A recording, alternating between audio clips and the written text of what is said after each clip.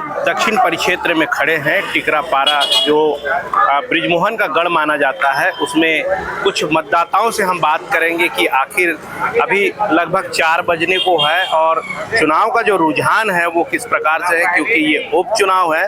कुछ लोगों का ये कहना है कि इस चुनाव में लोग ज़्यादा रुचि नहीं ले रहे हैं। उसके बाद हम ये अंदाज़ा लगा सकते हैं कि लोगों की रुचि कितनी है और कितनी नहीं, क्योंकि ये मतदान से ही पता चलेगा कि लोगों में इस चुनाव को लेकर के कितना उत्साह था। हमारे साथ कुछ साथी जुड़े हुए हैं, उनसे हम बात करने की कोशिश करेंगे कि आखिर चुनाव में लोगों की रुचि किस प्रकार की है, क्योंकि ये मध्यवर्ती यानी उपचुनाव की बात को लेकर के हो रही है।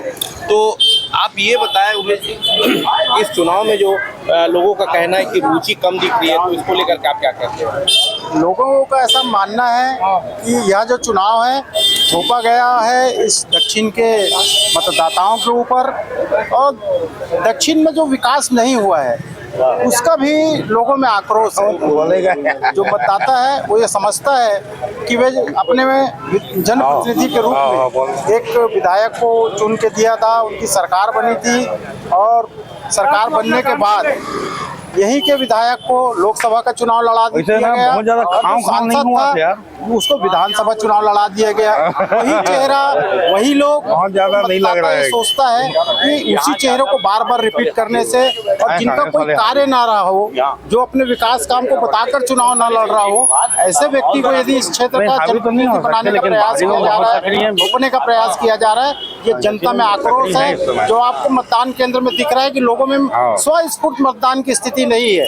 जो निकल के घर से आ रहा है वो आक्रोश का वोट डाल रहा है, और निश्चित तौर पे मुझे ऐसा लगता है कि दक्षिण विधानसभा में इस बार कुछ नया होने वाला है, बदलाव की बात, और बदलाव की बयार बह रही है। कुछ लोग का जो जनता का ये भी कहना है कि जो कांग्रेस का जो चेहरा है उतना दबंग चेहरा नहीं है, क्योंकि ये बृजमोहन जी का गढ़ रहा है। जब बृजमोहन जी चुनाव लड़े थे वे भी छात्र राजनीति से उतर के भारतीय जनता युवा मोर्चा के अध्यक्ष रहते हुए उन्होंने विधानसभा का चुनाव लड़ा। प्रमोद दुबे जी की बात कर रहे हैं कि वो चेहरा अगर होता तो एक बार दांवबाजी हो जाती। नहीं, ऐसा बिल्कुल भी नहीं है। आकाश शर्मा जी जो है काफी दबंग चेहरा है, चर्चित चेहरा है, जनता उनको पहचानती है, वे जनता के लिए लड़े हुए हैं, और खासकर जो युवा मतदाता है जो चाहती है कि इस दक्षिण विधानसभा में उनका एक साथी, उनका एक सहयोगी विधायक बने, इसलिए आकाश शर्मा के प्रति लोगों की सहानुभूति है। परिचय है? मेरा नाम उमेश गुप्ता, टिकरापारा का मतदाता। हम आपके पास आते हैं। आकाश शर्मा की जो चेहरे की बात हो रही है, तो उस चेहरे को लेकर के जनता संशय कर रही है, क्योंकि पूरे प्रदेश में अब बीजेपी की सरकार है, केंद्र में भी बीजेपी की सरकार है, डबल इंजन की सरकार है। उसमें एक ये जो विधानसभा दक्षिण, उसमें एक प्रत्याशी अगर जीत के भी आ जाता है तो क्या विकास की गंगा बहेगी? क्या आकाश विकास कर पाएगा? भाजपा की सरकार बने 9 महीने हुए हैं। इस 9 महीने में प्रदेश में कितनी डकैती, कितने चाकूबाजी, बलात्कार घटनाएं हुई हैं।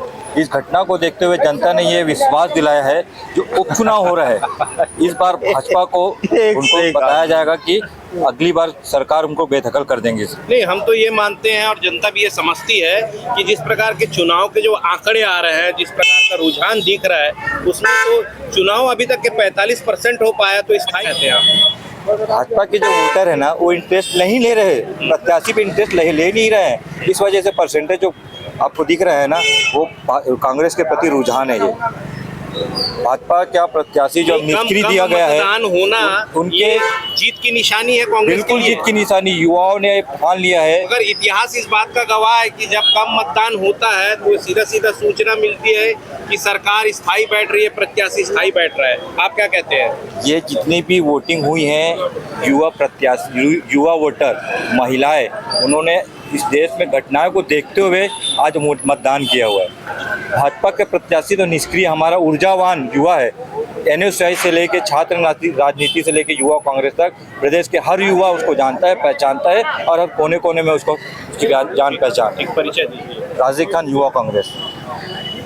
ये कुछ बातें जो हैं हमारे सामने आई है कि इस बार कम मतदान का होना ये इस बात की ओर सूचक है कि कांग्रेस के प्रत्याशी जीत रहे, ऐसा इनका कहना है। हम और कुछ लोगों से और बात करेंगे और सही जानकारी आप तक पहुंचाने की हम पूरा भरसक प्रयास करेंगे। तो और कुछ साथी हैं हमारे बीच जो जनता है, मतदाता है, उनसे भी बात करेंगे। आप इस क्षेत्र के मतदाता हैं, तो क्या लगता है कि ये कम मतदान होने का जो संकेत मिल रहा है, इससे क्या आप समझ पा रहे हैं? नहीं, मतदान तो बराबर स्वतः जैसा चलना है। 45% का जो 45% ठीक है। परसेंटेज से भारतीय जनता पार्टी निश्चित रूप से लगातार सतत दक्षिण विधानसभा को जीतते आ रही है और ये उपचुनाव को भी बहुत अच्छे तरीके से जीत रही है। जिस तरीके से संगठन और कार्यकर्ताओं ने जो मेहनत किया है और उसका रिजल्ट निश्चित रूप से मिलेगा। विगत 8 बार से माननीय बृजमोहन जी यहाँ के विधायक रहे हैं, लोगों से, जनता से रूबरू रही है। अब जनता ये कहती है कि बहुत हो चुकी तेरी बारी, अब तो कांग्रेस की बारी। ऐसा नहीं, जनता सर्व स्वीकार है। माननीय बृजमोहन जी, सुनील सोनी कोई नया चेहरा नहीं है, पुराने चेहरे के रूप में है और लगातार सतत इस क्षेत्र में काम करते आए हैं। तो निश्चित रूप से जीत भारतीय जनता पार्टी सुनील सोनी जी की हो रही है। आप एक मतदाता के तौर पे अब बात करेंगे हम जी। आपने भी मत दिया है दक्षिण परिक्षेत्र में। जी। अभी जब से सरकार बनी है तब से लेकर के क्राइम जो है बहुत ज्यादा बढ़ा है, दिन दहाड़े गोलीबाजी हो रही है। जी। इसको लेकर के आप क्या कहें? कुछ पुराने पिछले 5 वर्षों में जो अपराध पनपा है रायपुर शहर में, छत्तीसगढ़ में, वैसा अपराध अभी तक नहीं पनपा था। उसको पिछले 9 महीने में विष्णुदेव साय की सरकार ने जो अंकुश लगाने की कोशिश की है, इसकी दंबिश की जा रही है। आप कैसे अंकुश लगाने की बात कर रहे हैं कि दिन दहाड़े जेल के सामने, केंद्रीय जेल के सामने गोली चल रही है? कुछ आपराधिक तत्व हैं जिनको दंबिश की। भूपेश बघेल की सरकार में तो ऐसा हुआ नहीं था। बहुत अत्याचार और बहुत ही जघन्य अपना अपराध हुए थे उस समय में, और ये सब वहीं के पल्लवित लोग हैं जो कुछ छुट पे आए हैं। निश्चित रूप से बहुत जल्दी इसमें अंकुश लगेगा। मतलब आपके अनुसार जो बीजेपी की सरकार में जो हो रहा है उसका कसूरवार कांग्रेस की सरकार है? कांग्रेस की सरकार नहीं, कांग्रेस की सरकार ने जो पिछले अपने कुनबों को पनपाया था, जो यहाँ के महापौर जी ने, जिन्होंने जैसे लोगों को आश्रय दिया था, ये सब उनका परिणाम रायपुर की जनता को भुगतना पड़ा है। परिचय? मैं आशीष धनगर, टिकरापारा, रायपुर, छत्तीसगढ़। तो दर्शकों, ये है एक मतदाता का और बयान। उसके बाद हम इस क्षेत्र के जो जनप्रतिनिधि हैं उनसे भी चर्चा करेंगे और क्या परिस्थितियां बन रही है इस क्षेत्र में। जो बीजेपी के यहाँ पे जनप्रतिनिधि है, वार्ड के पार्षद हैं, वो भी हमारे से जुड़ चुके हैं और उनसे हम अभी वार्ता करेंगे कि किस प्रकार का जो माहौल है यहाँ पे, चुनाव की जो परिस्थितियां हैं, चुनाव के जो परसेंटेज हैं, उसको लेकर के क्या परिस्थितियां बन रही है। क्या चुनाव भारतीय जनता पार्टी के पक्ष में हो रही है या फिर परिवर्तन हो रही है या नहीं हो रहा है, क्या स्थायी रहेगा, इन तमाम बातों को लेकर के हम अभी बात करेंगे क्षेत्रीय पार्षद से। पार्षद महोदय, आप तो यहाँ के बहुचर्चित पार्षद हैं, थोड़ा सा पीछे आ जाए।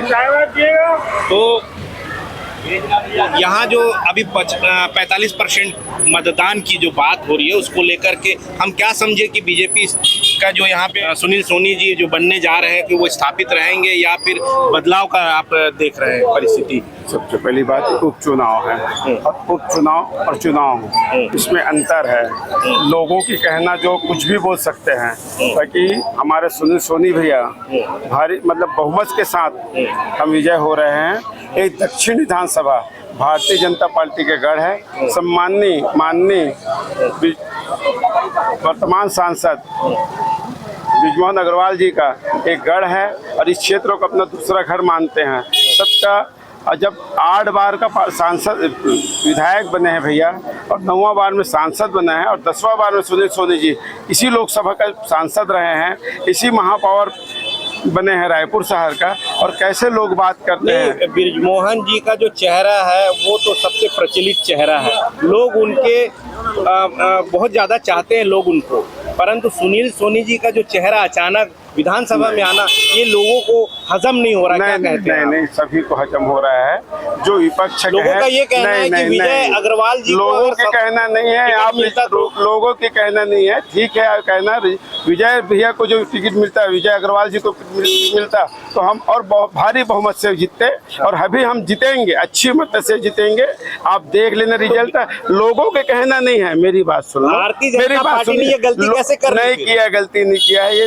ये पार्टी है और जो निर्णय है हाईकमान का, उसको हमको स्वीकार करना है। हम एक सेवक हैं और हम जो आएंगे भैया उनका हमको स्वीकार है, और किसी लोगों का कहना नहीं है कि ये है वो है। सिर्फ कांग्रेसियों के मन गढ़ंत बात है, मन गढ़ंत बात है। अपने मतदाता ये कह रहे हैं, गुनगुना रहे हैं कि अगर विजय अग्रवाल जी को अगर मौका मिलता तो। एक मिनट सुनिए मेरी बात।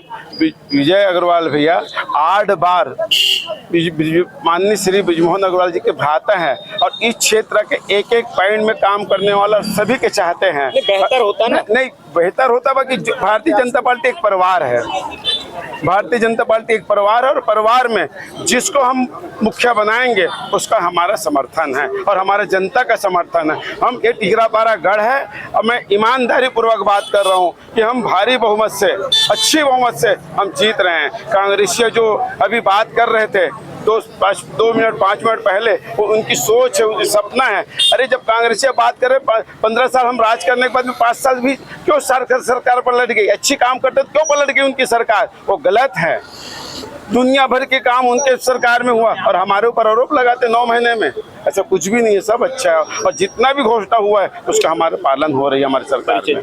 मैं चंद्रपाल धनगर, शहीद ब्रिगेड उस्मान वार्ड का पार्षद, भारतीय जनता पार्टी से।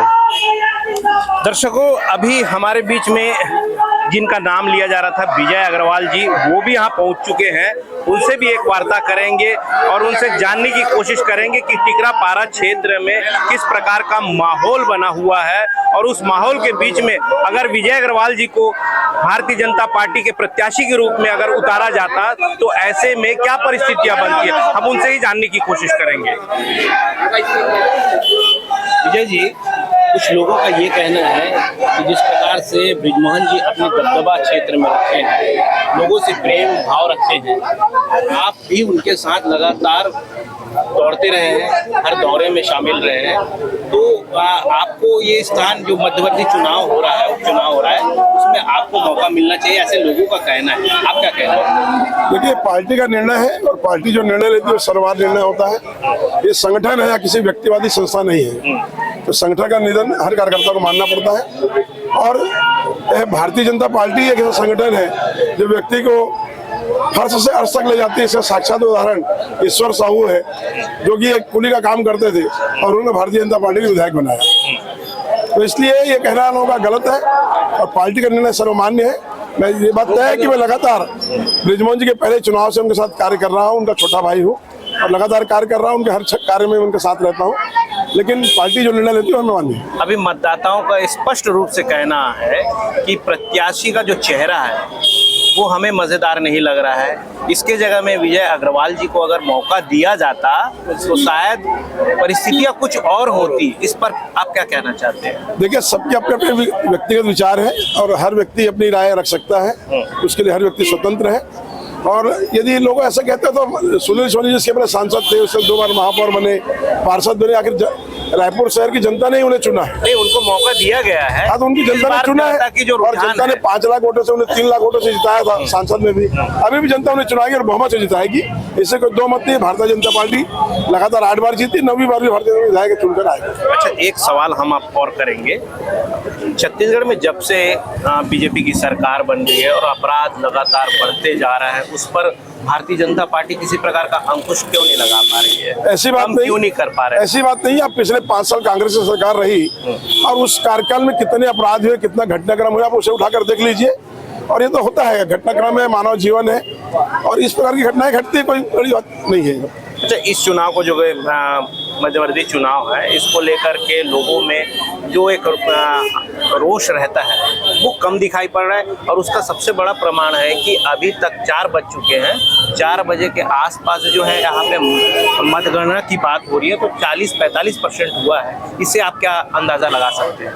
देखिए, आप कहीं के भी उपचुनाव के रिजल्ट निकाल कर देख लीजिए, उपचुनाव में मतदान का प्रतिशत हमेशा कम रहा है, क्योंकि जो सामान्य चुनाव होते हैं, आम चुनाव होते हैं, उससे जनता का एक रुझान रहता है, हमें वोट डालने जाता है, पूरे देश में रहता है, इससे प्रचार प्रसार होता है। उपचुनाव में से कि वर्ग एक किसी विशेष क्षेत्र में होता है, इससे थोड़ा सा मतदाताओं में रुझान कम होता है, लेकिन कहीं कोई तकलीफ नहीं। भारतीय जनता पार्टी प्रचंड बहुमतों से विजयी होगी और लगातार 9वीं बार भारतीय जनता पार्टी का विधायक यहाँ पर बनेगा। अच्छा, एक सवाल और है कि आप सुबह से यहाँ बैठे हुए हैं टिकरापारा क्षेत्र में, और ये कहा जाता है बृजमोहन जी का गढ़ है, तो आप आज सुबह से यहाँ बैठे हुए इस उपचुनाव में, क्या आपको ये तो नहीं लगता कि इस चुनाव में कहीं गड़बड़ हो सकता है? नहीं, कांग्रेसी अपना दबाव पूर्ण काम कर सकते हैं? कांग्रेसियों का कोई दबाव नहीं है और इसमें गड़बड़ की कोई संभावना भी नहीं है।